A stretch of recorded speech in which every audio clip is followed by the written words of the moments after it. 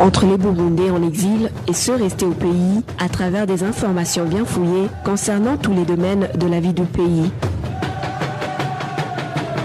Le magazine Humura Burundi est diffusé sur le web via le site de la RPA www.rpa.bi. Humura Burundi.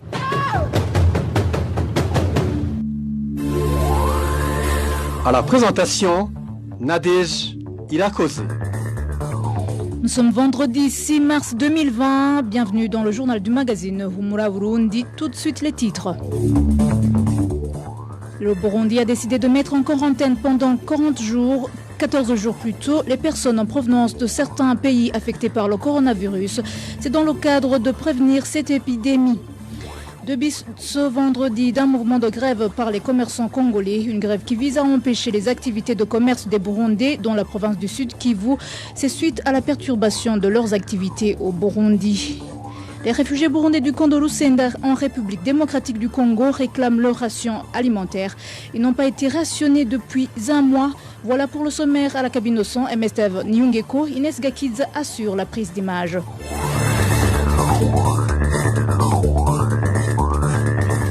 Bonsoir, débutons ce journal par la page sécurité. Une personne est morte suite à une attaque à la grenade à son domicile en commune Kirundo.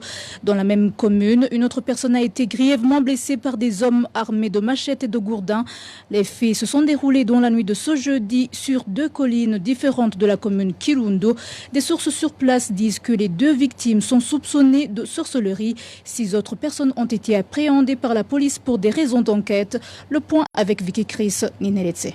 La première victime répondait au nom d'Onzeimana Adrien, habitant de la colline Gihosha, en commune et province Kirundo. Des inconnus ont lancé 2 grenades à travers la fenêtre de sa chambre à coucher avant qu'ils ne prennent fuite vers minuit de ce jeudi. Adrien Zeimana, un sexagénaire, vivait seul dans sa maison, d'après ses voisins contactés. Les 2 grenades lancées tour à tour ont causé une peur panique au sein des habitants de cette colline qui sont restés terrés dans leur maison. Selon nos sources, Adrien Zeimana était accusé par son entourage de sorcellerie. Dans la même nuit, un certain Claude Ndoyedzu, âgé de 48 ans, habitant de la zone Bugera, colline Gikuyo, toujours en même commune, a lui aussi été attaqué à son domicile par un groupe d'hommes armés de gourdins et de machettes. Claude Ndoyedzu a été blessé à la machette au niveau de la tête par ses bourreaux qui ont pris fuite, croyant qu'il était mort selon nos sources. Il y a 2 semaines qu'il avait échappé à une tentative de meurtre avant que des tracts menaçant de le tuer ne soient retrouvés à son domicile. Il est lui aussi accusé de sorcellerie. Ses proches indiquent qu'il est dans un état comateux dans une structure de santé.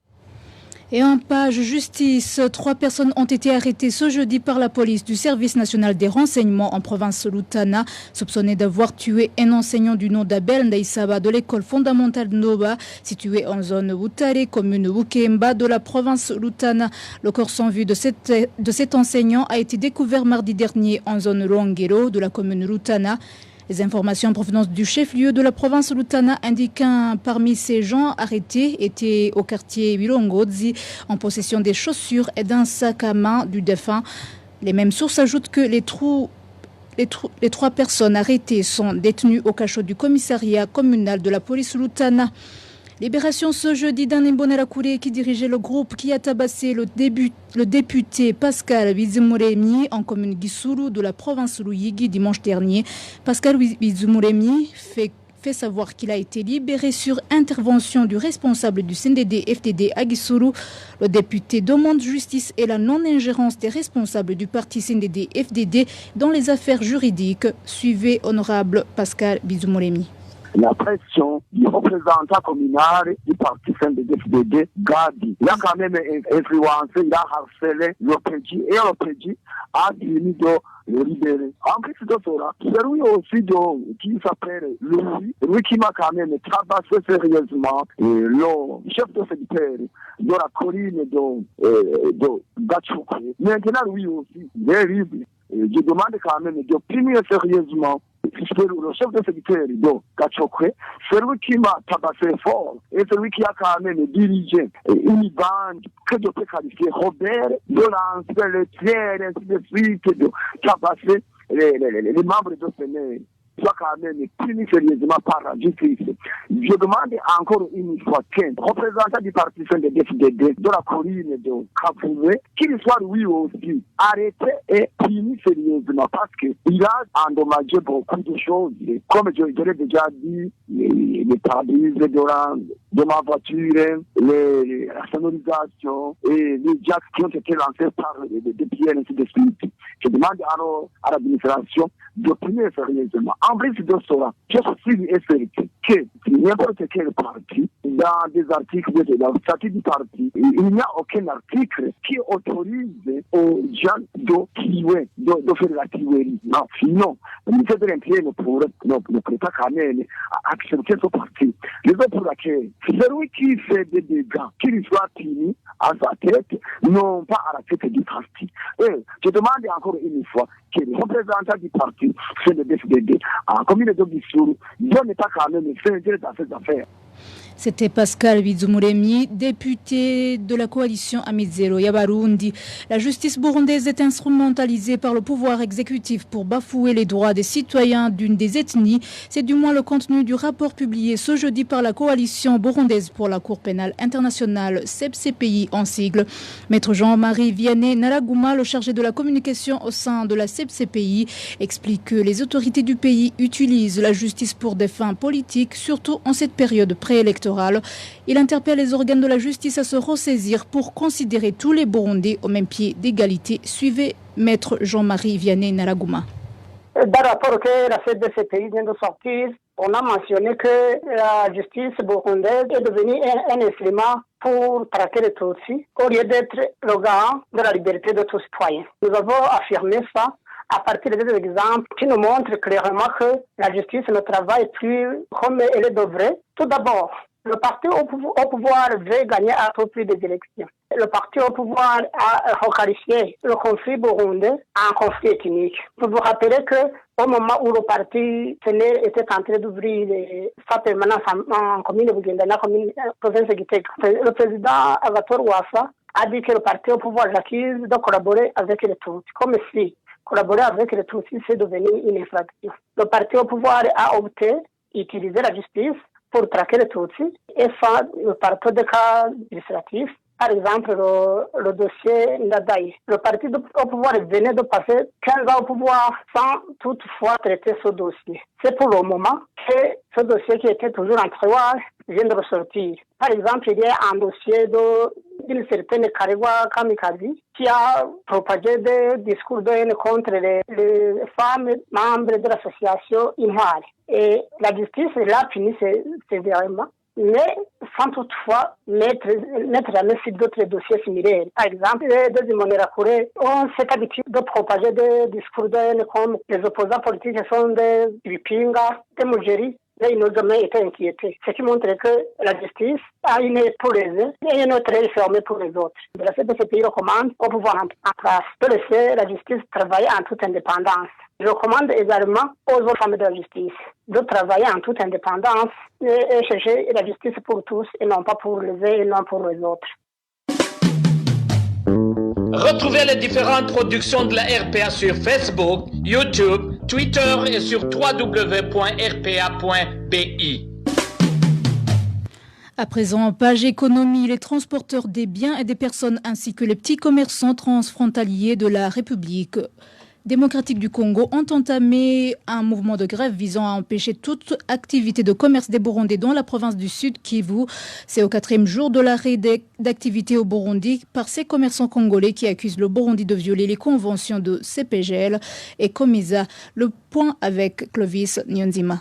Les Burundais qui font le commerce en République démocratique du Congo n'ont pas vaqué à leurs activités aujourd'hui. Les Congolais commerçants en grève ont barricadé la route. Ces commerçants étaient sur place. Les Congolais, membres de la société civile, avaient barré toutes les routes. Aucune marchandise en provenance du Burundi n'était autorisée à passer. Les Burundais qui se rendaient en RDC n'ont pas pu franchir la frontière car ils leur ont obligés de faire demi-tour. Ceux qui n'étaient pas au courant de la grève et qui ont continué, ils ont vu leurs marchandises confisquées.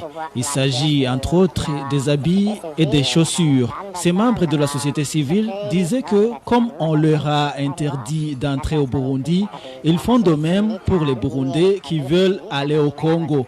Cette grève va durer 15 jours. Cette grève des transporteurs de biens et de personnes, ainsi que les petits commerçants transfrontaliers, intervient après 4 jours seulement de la suspension de ces derniers de leurs activités au Burundi. Ils accusaient les autorités burundaises de les pousser à la perte en violation des règles régissant les pays de la communauté économique des pays des Grands Lacs, CPGL, et du marché commun d'Okomeza. Nous avons essayé de joindre André Biadunia Machaka, coordinateur de la nouvelle société civile congolaise, mais sans y parvenir. Nous avons aussi contacté Thierry Habyarimana, représentant légal de l'association des commerçants transfrontaliers du Burundi, mais également sans succès. Merci Clovis Nyonzima. Cette paralysie d'activités commerciales transfrontalières causera des pertes au Burundi, réagit l'économiste Faustin Ndikumana qui explique que la République démocratique du Congo est l'un des pays de la sous-région qui échange beaucoup de marchandises avec le Burundi. Faustin Ndikumana. D'abord, si on analyse même le commerce entre pays voisins, le commerce transfrontalier au niveau des statistiques, je dois dire que le poids du commerce entre Burundi et la RDC est plus élevé par rapport aux autres pays de la sous-région. Au niveau du commerce transfrontalier, les opérateurs économiques et les commerces de la RDC ont investi au Burundi. Il y en a qui ont construit des maisons d'habitation, qui ont investi dans plusieurs domaines, qui sont devenus actionnaires dans certaines activités ici. Et des fois, ils viennent pour récolter les dividendes de leurs activités. Et sans oublier qu'ils ont construit aujourd'hui une clientèle importante des commerçants burundais au niveau de l'écoulement des stocks. Dans ce contexte de paupérisation burundaise, dans ce contexte où le pouvoir d'achat des Burundais a diminué, dans ce contexte de morosité, de marasme économique, il y a beaucoup de clients congolais qui viennent acheter des produits, des stocks des commerçants burundais et pour leur permettre justement de vendre rapidement afin de pouvoir par exemple payer les impôts et taxes et pouvoir aussi payer les intérêts bancaires. Ils participent dans une manière ou d'une autre à renforcer le circuit du fonctionnement économique. Faustin Ndikumana interpelle le gouvernement à faciliter les commerçants dans leurs activités ainsi permettre le développement du pays. Encore une fois, Faustin Ndikumana. Donc je dois dire que le Burundi devait être la plaque tournante ici dans la sous-région. Les Congolais quand ils viennent, ils occupent des hôtels. Vous savez que le secteur hôtelier au Burundi a eu beaucoup de difficultés au niveau du taux d'activité, alors que beaucoup d'entre eux ont été construits à partir de crédits. Donc toute cette clientèle congolaise qui vient, elle vient justement pour renforcer le circuit de fonctionnement économique. Plutôt la CFE était une organisation qui était parvenue à réguler à bien le libre circulation des mouvements de biens et de services, ce qui avait contribué grandement au niveau de l'activité économique. J'imagine qu'aujourd'hui, il ne faut pas reculer, plutôt, il faut avancer, surtout que le Burundi a besoin de ce commerce transfrontalier, surtout dans cette situation d'isolement ou de problèmes économiques évidents. La rédaction de la RPA a encore une fois essayé de joindre au téléphone le gouverneur de la province du Sud Kivu, Théokassi Ngwabidje, mais sans succès. En page santé, les personnes en provenance de Chine, Corée du Sud, Iran, Italie, Allemagne, France, Japon et Espagne devront être mises en quarantaine pendant 14 jours pour prévenir le coronavirus, annonce le docteur Tade Ndikumana, ministre de la Santé, dans un point de presse qu'il a tenu ce jeudi. Il a également demandé à la population burundaise de bien suivre les mesures d'hygiène. Docteur Tade Ndikumana. Dans le but de la prévention de l'épidémie de la maladie à coronavirus, le ministère de la Santé publique et de la lutte contre le sida porte à la connaissance de l'opinion nationale et internationale ce qui suit. Tous les passagers en provenance des pays ci-après vont être mis en quarantaine stricte pendant 14 jours. Ces pays sont la Chine, la Corée du Sud, l'Iran, l'Italie, l'Allemagne, la France, le Japon et l'Espagne. Nous recommandons également aux ressortissants burundais de bien vouloir limiter les déplacements vers les pays déjà atteints par le coronavirus. Nous demandons à tous les passagers en provenance des pays concernés de bien vouloir collaborer avec l'équipe médicale qui a été affectée à l'aéroport international Ndadaye Melchior. Enfin, nous rappelons à la population de rester sereine car Depuis le 1er février 2020, nous n'avons observé aucun cas suspect ici dans notre pays, mais également nous recommandons à la population de bien observer scrupuleusement les mesures d'hygiène, surtout le lavage des mains à l'eau propre et au savon. Dans le cadre de prévenir cette épidémie, le ministre a procédé ce jeudi à l'ouverture d'un atelier de formation du personnel de l'hôtel Source du Nil, réquisitionné pour servir de lieu de mise en quarantaine. Et en page politique, les propos du premier vice-président de la République, Gaston Sindimou, affirmant qu'il n'y a pas de paix au Burundi alors qu'il disait le contraire tout au long de son mandat, sont des propos tenus pour s'attirer la sympathie des électeurs. Réaction d'Emmanuel Ndereimana, responsable du département chargé de la communication au sein de la coalition des politiciens de l'opposition, Sefor Arusha, qui précise que cette déclaration du premier vice-président pourra servir de témoignage devant la justice internationale. Emmanuel Ndereimana. Ce qu'il vient d'annoncer M. Gaston Sindimou, c'est très vrai. Le Burundi vient de passer une longue période d'insécurité. Il le dit aujourd'hui, il le confirme haut et fort pour ses intérêts privés. Parce qu'avant, il faisait partie des gens qui chantaient qu'il y a la paix, la sécurité au Burundi. Aujourd'hui, et pour des raisons propres à lui, il vient de divorcer officiellement avec le parti CNDD-FDD. Avant, il jouait juste la carte du CNDD-FDD en confirmant chaque fois qu'il y a la sécurité et la paix au Burundi. Aujourd'hui, c'est pas étonnant. Il faut comprendre que la période d'être avec le CNDD-FDD dans les magouilles, dans ceci ou cela, il a été longtemps complice de cette insécurité, mais aujourd'hui, pour des intérêts privés propres à lui, il est obligé de dire la vérité. La vérité est qu'au Burundi, il n'y a pas de sécurité. Quand il dit que jusqu'au chef du quartier au plus bas niveau est obligé d'être escorté par des hommes armés, des lance-roquettes même et tout ça, à partir du haut jusqu'à la base, toutes ces autorités sont protégées par des hommes armés. Ce qu'il dit aujourd'hui, c'est très vrai. Seulement, il a manqué des occasions de dire cette vérité dans le passé. Aujourd'hui, pour des raisons politiques, il croit un peu chercher à gagner la sympathie de la population, mais c'est trop tard pour lui. Ce langage ne bénéficie pas aux politiciens. Ce n'est pas un langage qui va les aider en quoi que ce soit, mais plutôt c'est une grande chance pour le peuple burundais. Lui aussi, en tant qu'autorité qui avait la sécurité dans ses attributions, aujourd'hui, il fera partie plutôt des témoins qui vont témoigner toutes ces atrocités que le peuple burundais a enduré durant tout ce temps. Comme le disait la première dame, qu'on tue les gens tous les jours. Et Gaston vient aussi de le confirmer, malgré qu'il n'y a pas longtemps, il avait le langage du parti CNDD-FDD. C'est vraiment une pour le peuple burundais dans l'avenir, mais ça ne va pas aider en qui que ce soit dans ces politiciens qui sont en mascarade de compétition d'élection au Burundi. À présent, page agriculture. Le ministre de l'Agriculture affirme que l'engrais chimique FOMI produit localement est suffisant pour couvrir toute la demande. Propos tenus ce jeudi dans une conférence de presse animée par le ministre Deogide Lurema. Nous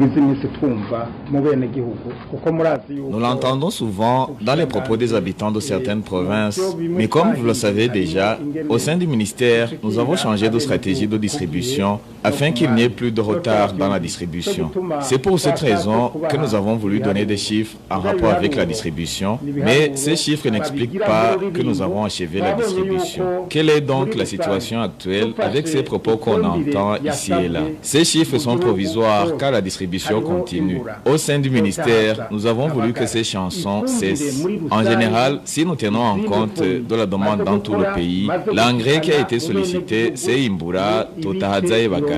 L'usine FOMI a déjà distribué l'engrais à hauteur de 82%. La distribution continue, donc nous voulons stopper les rumeurs qui circulent. Les inquiétudes seraient valables si la population se lamentait du manque de l'engrais Imbura, car c'est cet engrais dont la population a besoin pour le moment. Le ministre Deogide Lurema a été repris en langue française par Éloge Divin Lemecha. Malgré ces propos du ministre, les habitants de différentes provinces se lamentent depuis le début de la dernière saison culturelle A qui ne reçoivent pas tous ces fertilisants. En page réfugiés, les réfugiés burundais du camp de Lusenda en République démocratique du Congo n'ont pas été rationnés depuis un mois. Ils réclament leur ration car incapables de se prendre en charge. Les détails avec Marie-Ange Ilakodze. Les réfugiés burundais du camp de Lusenda indiquent que depuis le début de cette année de 2020, ils ont déjà reçu la ration alimentaire une seule fois malgré les promesses qu'ils avaient reçues. Depuis le mois de janvier, février et mars, ils nous ont donné de la nourriture une seule fois. Ils nous ont expliqué que la ration était pour le mois de janvier et qu'ils distribueront une autre ration du mois de février, le 25 février, ce qui n'a pas été le cas. Ces réfugiés burundais disent que 3 organisations chargées de la distribution de rations ont adopté une autre stratégie de distribution et qu'il y a une mésentente, ce qui a provoqué ce retard.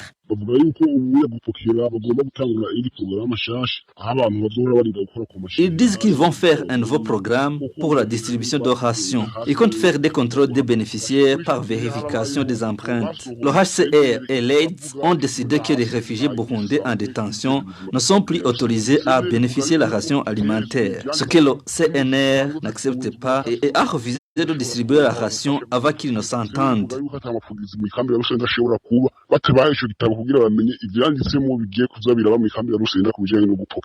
Ces réfugiés burundais demandent à ces 3 organisations de trouver solution à ce problème et ainsi alléger leur malheur. Merci Marie-Ange Ilakodze pour ce 5e jour dédié à la Semaine des femmes. La synergie des médias, la radio RPA, la radio Nzamba et la télévision Renaissance a passé en revue la discrimination des mères célibataires dans la politique de gratuité des soins des femmes enceintes et des enfants de moins de 5 ans. Plus de précisions avec Darlène Ilakodze. Quand le CNDD-FDD est arrivé au pouvoir en 2005, il a pris la mesure de soigner gratuitement les femmes enceintes et les enfants de moins de 5 ans. Une politique qui a été respectée dans certains hôpitaux du Burundi, mais par contre, ce ne sont pas toutes les femmes qui en ont profité. L'exemple le plus éloquent est celui des jeunes filles qui tombent enceintes étant célibataires. Certains de nos sources que nous avons essayé de joindre disent que certains hôpitaux exigent aux femmes enceintes de présenter l'extrait d'acte de mariage ou la carte d'identité de son conjoint. Dans les provinces de Rutana, nous avons recueilli quelques témoignages. Quand elles arrivent pour bénéficier des soins, on les demande des pièces d'identité, donc la pièce d'identité de son mari. Et si elle n'amène pas la pièce d'identité de son mari, elle paie à 100% les soins médicaux. Elles sont nombreuses. Quand elle tombe enceinte d'une grossesse non désirée, elle paie parce qu'elle n'a pas amené une pièce d'identité de son mari. Cette politique de 2 poids 2 mesures est pour plus d'un une injustice pour ces jeunes filles enceintes. Selon Pamela Moueda, activiste dans la défense des droits de la femme, il est insensé que certains hôpitaux exigent ces documents car être enceinte ne signifie pas nécessairement. C'est absurde de réaliser que quand une femme va accoucher, s'il y a une politique de la gratuité des soins pendant l'accouchement, on exige à la femme qui son mari signe, qu'elle doit plutôt avoir un mari, qu'elle doit être mariée.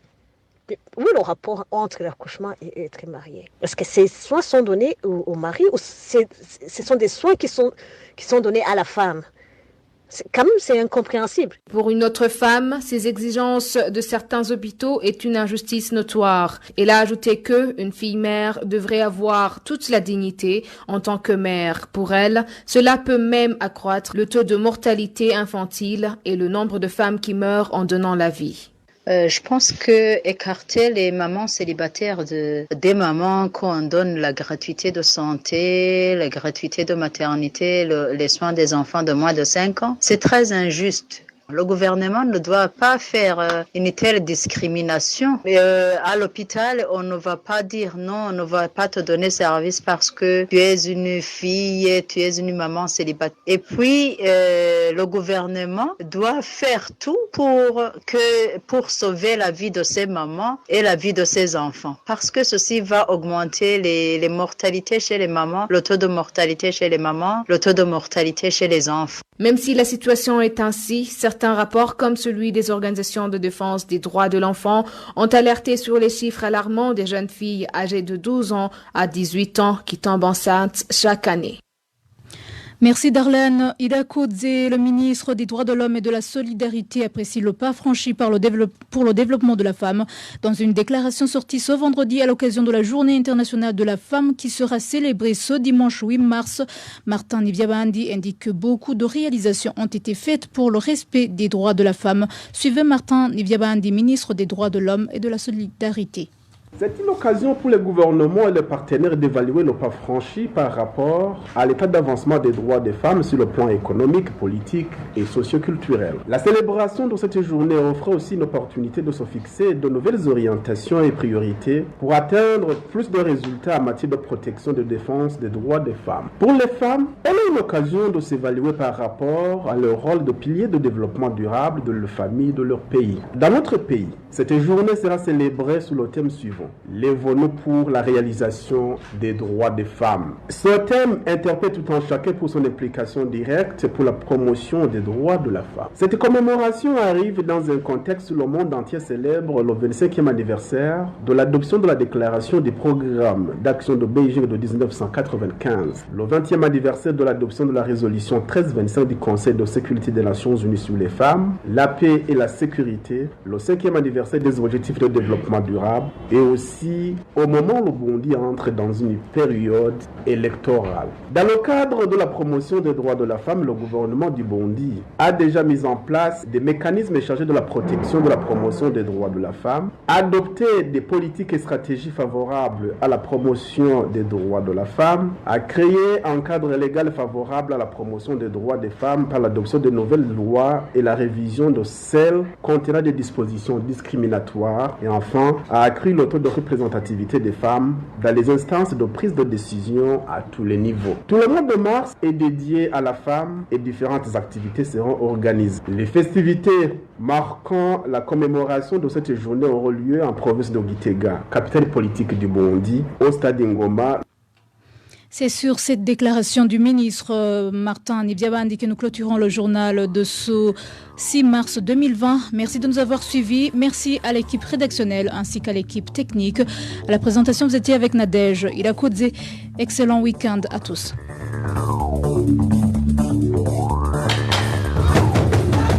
C'était le magazine Humura Burundi.